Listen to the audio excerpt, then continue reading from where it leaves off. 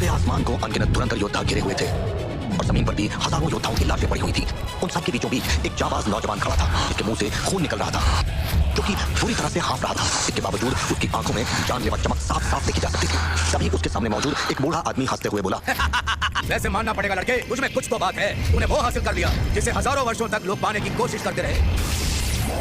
ये सुनकर वो नौजवान मुंह से खून थूकते हुए बूढ़े आदमी से बोला, चाहे आज यहाँ कुछ भी क्यों ना हो, लेकिन तुम लोगों को वो कभी नहीं मिलेगा जो तुम पाना चाहते हो। लड़के, तेरी जिद की वजह से तू और वो ड्रैगन दोनों ही मारे जाएंगे। तुम लोगों की इतनी औकात नहीं कि तुम ड्रैगन किंग को मार सको। अगर ऐसी बात है तो तुम उस ड्रैगन को बुलाते क्यों नहीं हो? ये बात सुनकर वो लड़का एकदम खामोश हो गया। उसे खुद भी समझ नहीं आ रहा था कि उसके बुलाने पर ड्रैगन क्यों नहीं आ रहा था। तभी बूढ़ा आदमी कुटिल मुस्कान के साथ बोला, आज अगर तुमने मेरी बात नहीं मानी तो तुम दोनों बेवजह ही मारे जाओगे।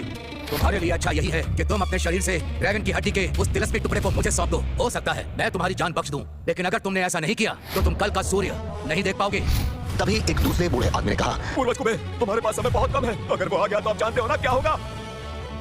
अगर इसकी किस्मत में मरना ही लिखा है तो हम क्या कर सकते हैं? इसे जान से मार डालो। इतना सुनते ही सभी लोग जो उस लड़के को घेरे खड़े थे अपनी पूरी एनर्जी के साथ ड्रैगन किंग पर हमला करने के लिए आगे बढ़े। लेकिन तभी कुछ ऐसा हुआ कि वो लोग अपनी जगह पर ही जम गए। उनके शरीर कांपने लगे। बूढ़ा पूर्वज अंबर भी डर से थोड़ा पीछे हट गया। उसने चिल्लाते हुए कहा, लड़के, तुम पागल हो गए हो क्या? तुम जानते भी हो कि तुम क्या कर रहे हो?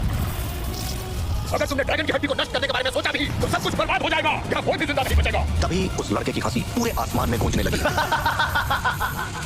इस वक्त लोगों का डर से बुरा हाल हो गया था और सभी लोग आपस में बातें करने लगे। ये लड़का पागल हो गया क्या? ये ऐसा कदम कैसे उठा सकता है? सभी के शरीर कांप रहे थे। वो सभी यही सोच रहे थे कि आखिर वो लोग ड्रैगन किंग को मारने के लिए क्यों तैयार हुए। सभी बड़ी रियासतों के सरदार जिन्होंने ड्रैगन किंग को मारने के लिए यह गठबंधन बनाया था, अब बुरी तरह से पछता रहे थे। देखते ही देखते ड्रैगन किंग के शरीर से लाल रोशनी निकलने लगी, जिसने पूरे आकाश को ढक लिया था। उस जगह पर जो लोग कुछ देर पहले तक ड्रैगन किंग को मारने का ख्वाब देख रहे थे, अब उनके चेहरे पर डर साफ साफ देखा जा सकता था। लेकिन तभी एक लड़की जो दूर से उड़ते हुए ड्रैगन किंग के पास आ रही थी,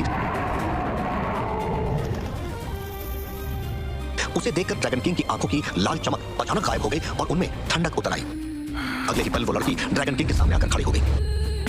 उसे देखकर ड्रैगन किंग के चेहरे पर मुस्कुराहट आ गई। वो लड़की धीरे धीरे चलकर ड्रैगन किंग के पास आई और उसके गाल पर हाथ फेरते हुए बोली, अब मैं आ गई हूँ, सब कुछ ठीक हो जाएगा।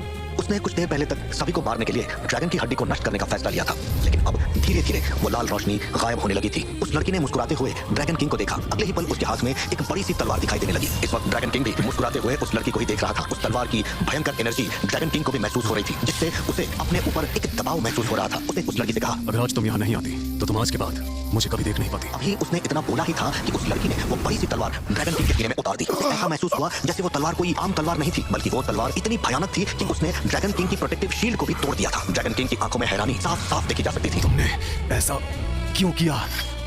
यह कहते हुए उसकी आंखें बंद हो गई और वो जमीन पर गिर पड़ा।